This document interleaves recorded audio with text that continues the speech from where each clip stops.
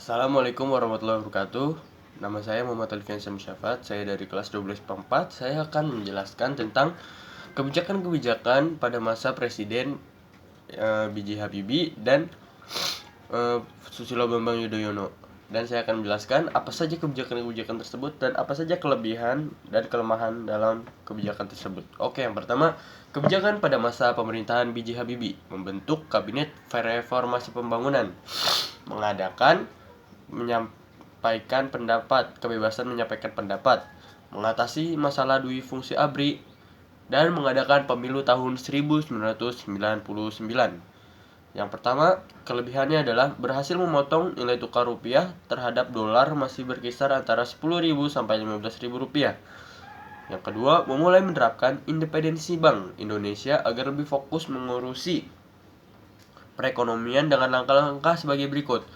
Yang pertama, melakukan restrukturisasi dan rekapitulasi perbankan melalui BPPN dan unit pengelola negara, melikuidasi beberapa banyak bank yang masalah, terus membentuk lembaga pemantau dan penyelesaian masalah utang luar negeri, mengimplementasikan reformasi ekonomi yang diisyaratkan IMF, mengesahkan UU Nomor 5 Tahun 1999 tentang larangan praktik monopoli dan persaingan yang tidak sehat.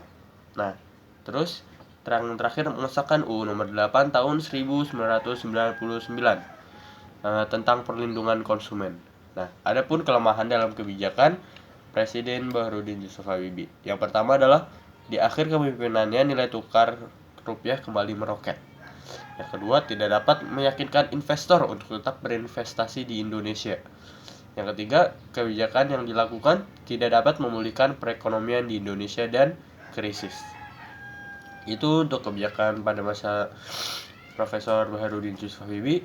Oke, selanjutnya kita akan membahas kebijakan-kebijakan lain yang dilakukan pada masa Susilo Bambang Yudhoyono. Susilo Bambang Yudhoyono merupakan presiden yang menjabat selama 2 periode atau 10 tahun. Nah, adapun kebijakan-kebijakannya sebagai berikut. Yang pertama, anggaran pendidikan ditingkatkan menjadi 20% dari keseluruhan APBN.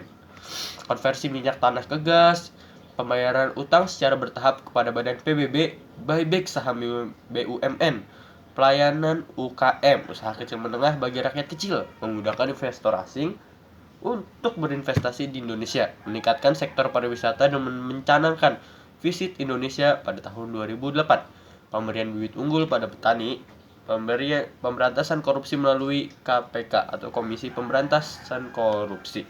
Nah, adapun kelebihannya, yang pertama, menaikkan gaji pegawai pemerintah sehingga semakin makmur. Yang kedua, pro terhadap pemberantasan korupsi dengan dibentuknya KPK. Yang ketiga, terjadi swasembada beras. Itu untuk kelebihannya. Adapun kelemahannya, yang pertama, lebih memihak investor luar negeri dibanding dengan rakyat. Yang kedua, masih belum secara tegas menghilangkan ketergantungan dengan negara luar untuk menciptakan iklim yang berdikari. Oke, itu saja yang bisa saya sampaikan untuk kebijakan-kebijakan dan Presiden Baharudin Yusuf Habibie dan Presiden Susilo Bambang Yudhoyono. Sekian, terima kasih. Wassalamualaikum warahmatullahi wabarakatuh.